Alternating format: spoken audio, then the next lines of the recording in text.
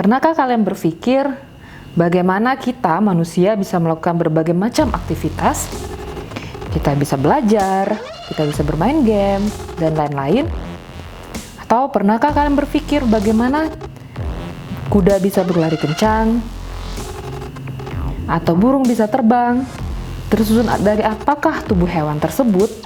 Ya, di bab 1 kalian sudah mempelajari bahwa sel merupakan unit terkecil dan fungsional penyusun dari suatu makhluk hidup. Kumpulan sel akan membentuk jaringan. Jaringan-jaringan ini akan berkoordinasi membentuk organ. Pada pembahasan kali ini, kita akan mempelajari macam-macam jaringan pada manusia dan hewan yang menyusun organ-organ tersebut. Berikut penjelasannya.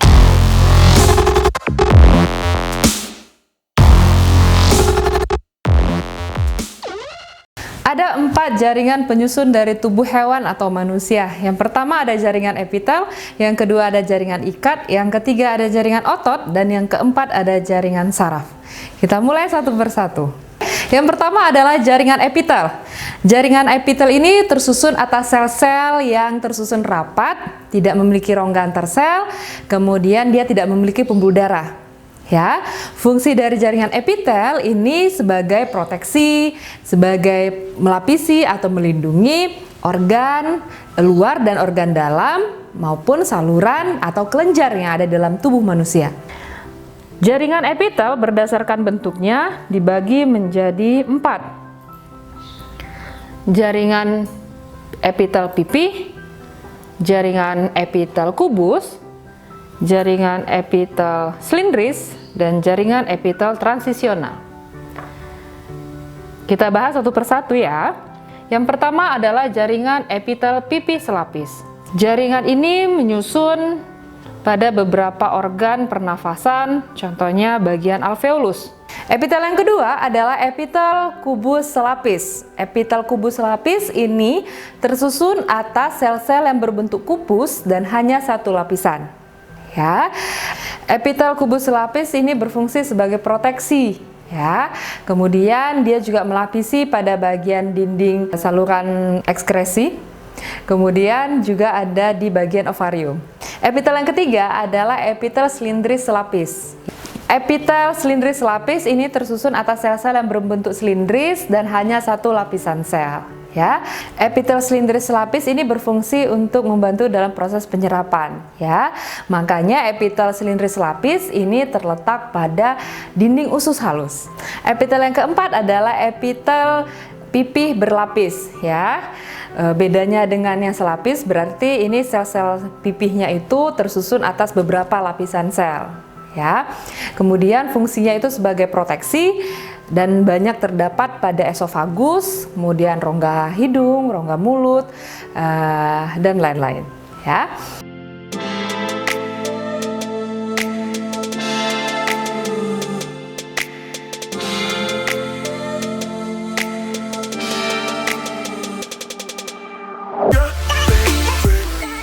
Epitel transisional.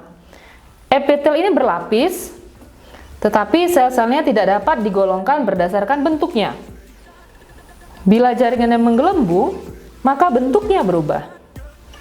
Epitel transisional ini terdapat pada kantung kemih. Jadi, ada beberapa fungsi dari jaringan epitel. Yang pertama adalah sebagai pelindung atau proteksi. Yang kedua sebagai kelenjar, di mana nantinya epitel ini akan menghasilkan getah dan ada 2 kelenjar yang dihasilkannya. Yang pertama adalah kelenjar endokrin, yang kedua adalah kelenjar eksokrin. Eksokrin menghasilkan getah yang dialirkan melalui suatu saluran. Sedangkan kelenjar endokrin menghasilkan getah tidak mempunyai saluran khusus, tetapi langsung dialirkan ke dalam darah. Fungsi jaringan epitel yang ketiga adalah sebagai penerima rangsangan atau reseptor. Yang keempat sebagai pintu gerbang lalu lintas, contohnya penyerapan zat di dalam tubuh, salah satunya adalah di bagian jojot usus.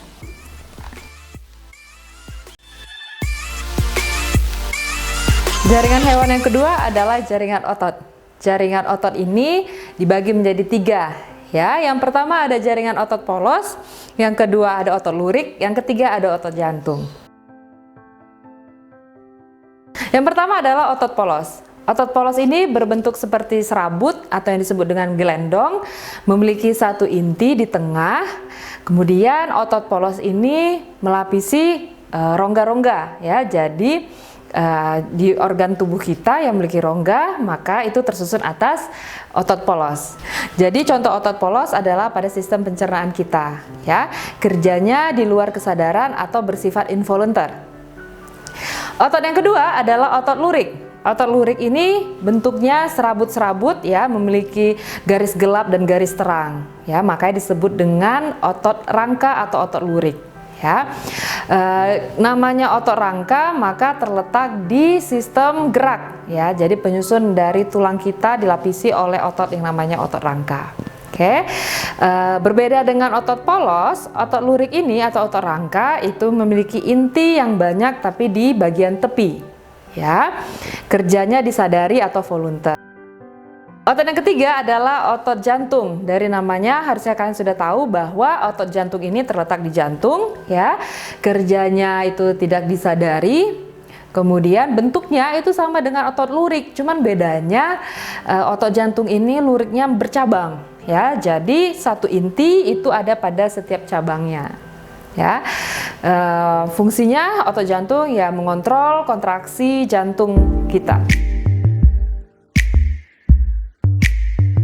Jaringan hewan yang ketiga adalah jaringan saraf, ya. Fungsi dari jaringan saraf ini adalah untuk menerima respon, kemudian memproses respon tersebut dan mengirimkan kembali respon tersebut, ya. Jaringan saraf itu tersusun atas sel-sel saraf atau yang disebut dengan neuron. Kalian bisa lihat gambar dari sebuah sel neuron di gambar di samping saya. Ya, jadi ada bagian-bagian utama dari satu sel saraf atau sel neuron. Yang pertama ada inti sel, yang kedua ada badan sel, kemudian di dalamnya ada sitoplasma.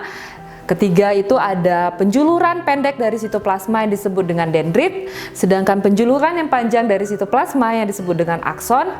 Kemudian ada pembungkus dari akson yang disebut dengan selubung mielin, ya. Bagian akson yang tidak diselubungi oleh selubung mielin yang disebut dengan nodus Ranvier, dan yang terakhir bagian ujung adalah sinapsis yang akan menghubungkan neuron satu ke neuron yang lainnya.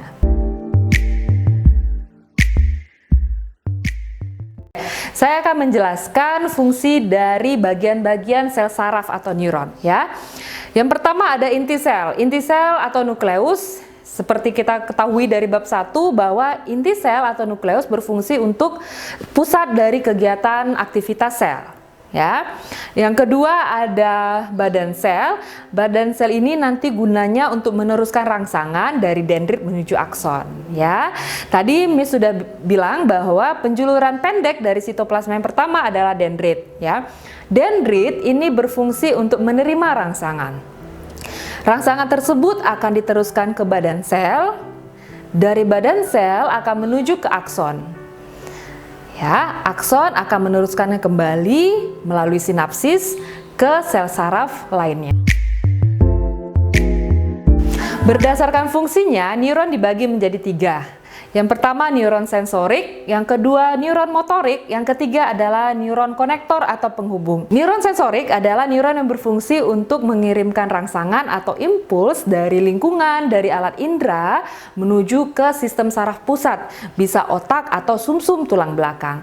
Sedangkan neuron motorik adalah neuron yang berfungsi untuk mengirimkan rangsangan dari otak menuju ke efektor. Efektor ini adalah otot, ya, untuk memerintahkan respon apa yang akan kita lakukan. Yang ketiga adalah neuron penghubung atau konektor. Ya, dari namanya saja kalian sudah tahu bahwa neuron penghubung atau konektor ini berfungsi untuk menghubungkan antara neuron sensorik dengan neuron motorik.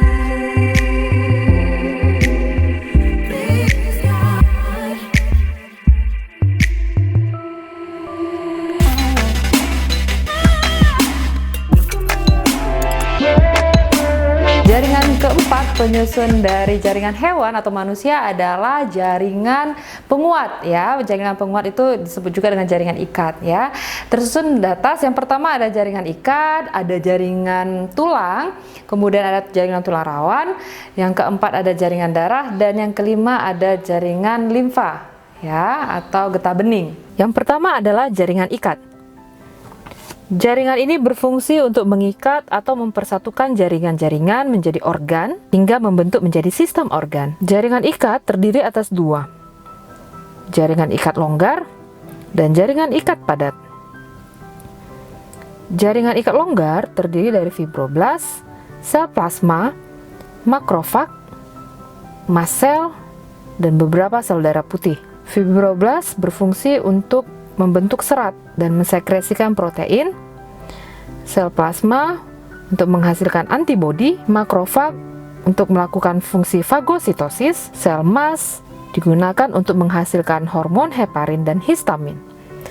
Heparin berguna untuk pembekuan darah, histamin untuk meningkatkan permeabilitas kapiler darah. Jaringan ikat yang kedua adalah jaringan ikat padat. Jaringan ikat ini disebut dengan jaringan ikat serabut putih karena terbuat dari serabut kolagen yang berwarna putih.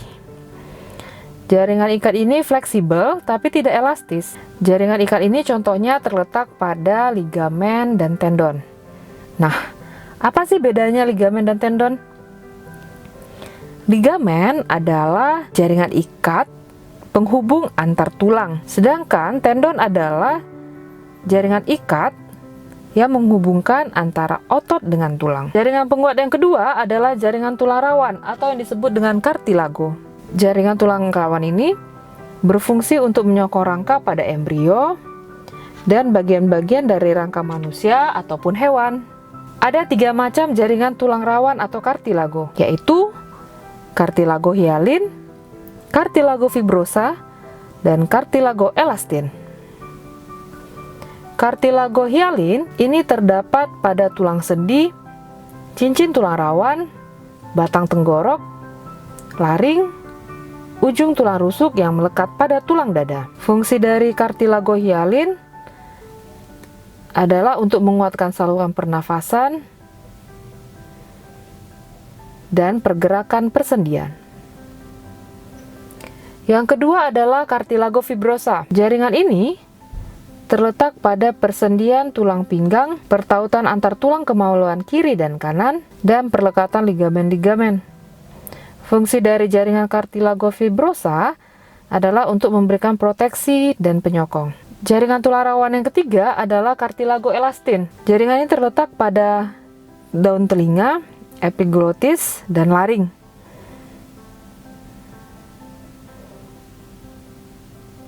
Jaringan penguat yang ketiga adalah jaringan tulang keras.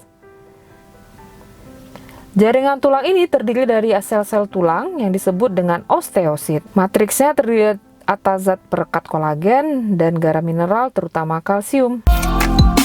Jaringan tulang ini berperan penting dalam memberikan sokongan terhadap tubuh karena tulang merupakan komponen utama dari rangka.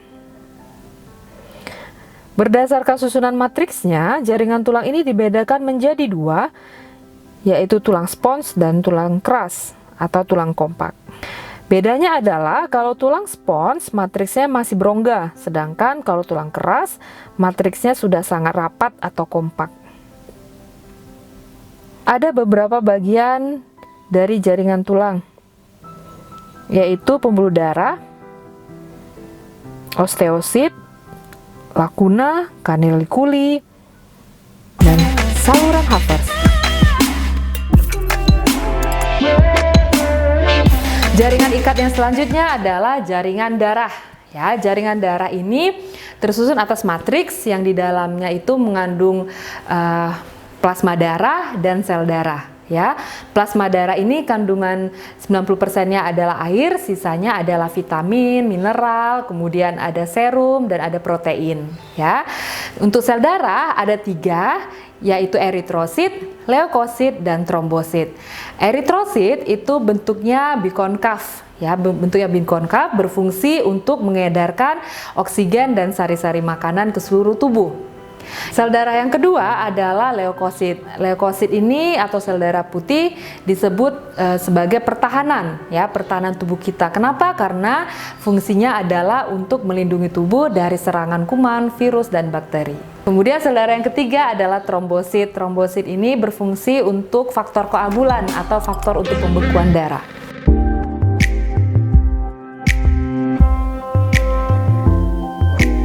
Jaringan penguat yang kelima adalah jaringan limfa atau getah bening. Getah bening ini beredar di seluruh tubuh melalui pembuluh getah bening yang berada dekat dengan vena dan berakhir di pembuluh darah vena di bawah selangkah kanan dan kiri. Fungsi dari getah bening adalah untuk mengangkut cairan jaringan, protein, asam lemak, mineral ke sistem pembuluh darah.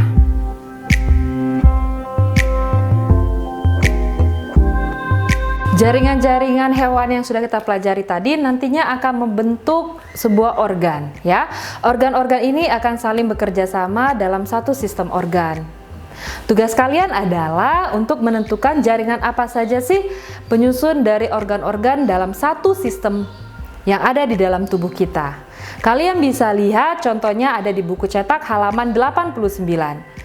Ya, tugas kalian adalah menentukan jaringan apa saja penyusun dari organ-organ yang menyusun dalam satu sistem organ. Kalian bisa pilih sistem organnya, bisa pencernaan, bisa peredaran darah, bisa ekskresi, terserah kalian, ya.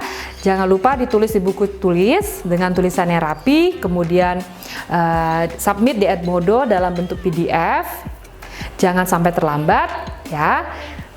Baik, segitu saja pertemuan kita hari ini. Sampai jumpa, jangan lupa tetap jaga kesehatan. Dah.